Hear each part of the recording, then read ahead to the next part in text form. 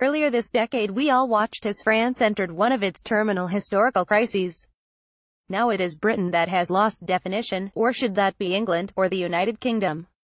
No longer can a national intellectual such as George Orwell set down a few thoughts about our aversion to conscription and fascism and our liking for a drink, as he did in 1941 in The Lion and the Unicorn, and we will all nod because we recognize ourselves.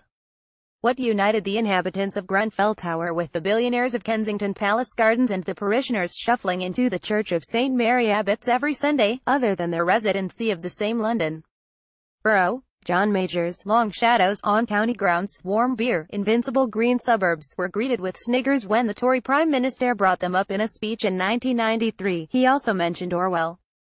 Nowadays we measure ourselves against flattering abstractions, liberty, enterprise, tolerance, but these are universal values and may be found more abundantly elsewhere. Only as individuals, or as groups holding little flags of race, gender or sexuality, can we put who we are into words. Now we have Brexit to contend with and the pessimists think it will break us. Break what, exactly? Ask the historians, for the job of history is to explain our kinship with others and the structures that keep us civil. Here are two very different books to help us through our predicament of botched renewal and recrimination. The Rise and Fall is a fierce and dazzling account of 20th century Britain from a historian of science and industry. David Edgerton's The Rise and Fall of the British Nation is for the most part a fierce and dazzling account of 20th century Britain from the perspective of a historian of science and industry. As befits an opponent of declinism, a syndrome that exaggerates Britain's fall from grace before proposing implausible solutions, Edgerton spends the best part of 500 pages arguing that things haven't been all that bad.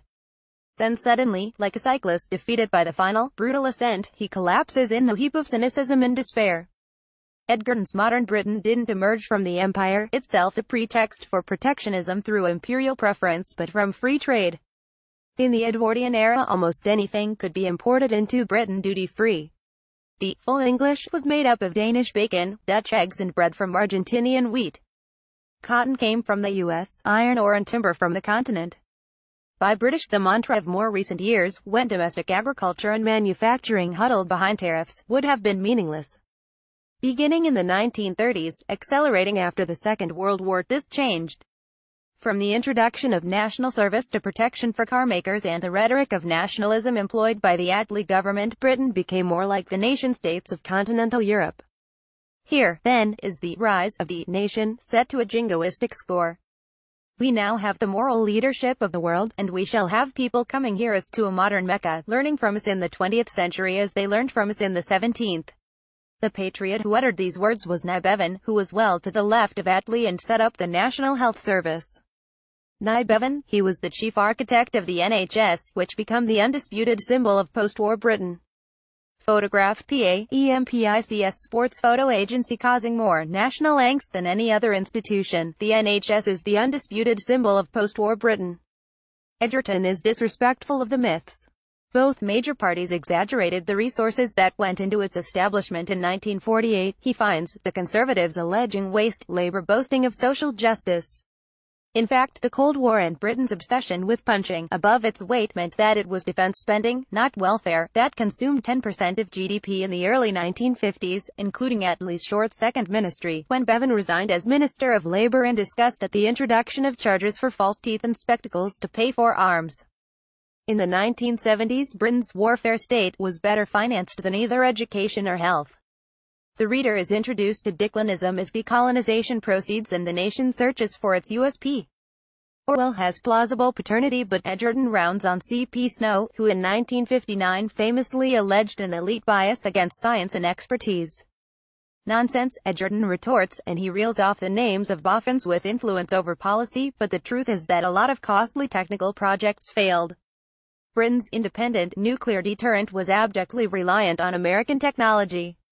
Not a single foreign airline bought Concorde. Much post-war mass housing was so shoddy it had to be pulled down. On the wider question of national failure, Edgerton argues that Britain's preeminence in the world was inevitably brief, the others were always going to make up the difference. Even then, we didn't just curl up. Our war effort was much more efficient than the prevailing image of Colonel Blimps would have us believe, the subject of Edgerton's earlier book, Britain's War Machine. As late as 1950, Britain retained 1/4 of the world market in manufactures. Between 1950 and 1984 there were just 2 years without a British Nobel Prize. But through the 70s the achievements get fewer and less substantial. Edgerton's penultimate chapter, A Nation Lost, is about Thatcher's Britain. She inherited, uniquely in British history, a nation self-sufficient in food and, thanks to North Sea oil, about to become a net energy exporter. She left behind a net importer of manufactures whose assets had been flogged, a riven people increasingly captive to European federalism, anything but the socially conservative Britain with a strong manufacturing base in private hands that she seems to have wanted. Thatcher planted the bullshit Britain that was harvested by Blair, a polity simultaneously capable of invulnerable to centrifugal separatisms even as it encourages fantasies of transformative revival and distinctiveness.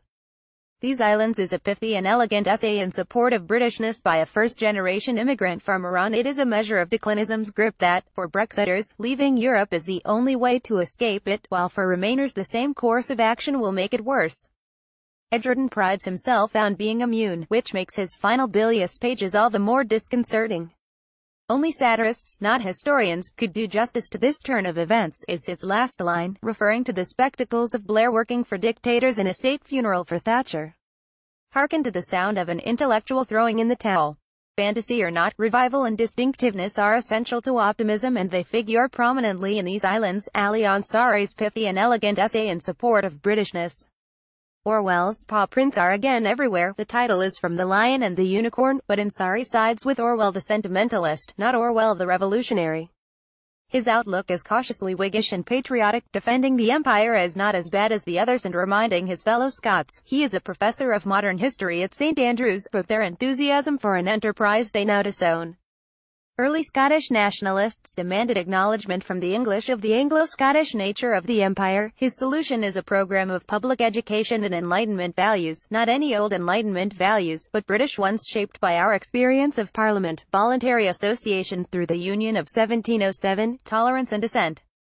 As a first-generation immigrant to Britain, from Iran, a place that knows a bit about past glories, Ansari once surprised jaded colleagues by describing his British passport as his most treasured possession. Is it declinist of him to want everyone to feel the same? Can an idea help us back into the habit of belonging together, or is it enough to sell more cars than the French? The Rise and Fall of the British Nation by David Edgerton, Allen Lane, £30. To order a copy for £25.50, go to guardianbookshop.com or call 0330333686. Free UKP. These Islands, A Letter to Britain by Ali M. Ansari, House Publishing Limited, £7.99. To order a copy for £6.79, go to guardianbookshop.com or call 0330333686. Free UKP.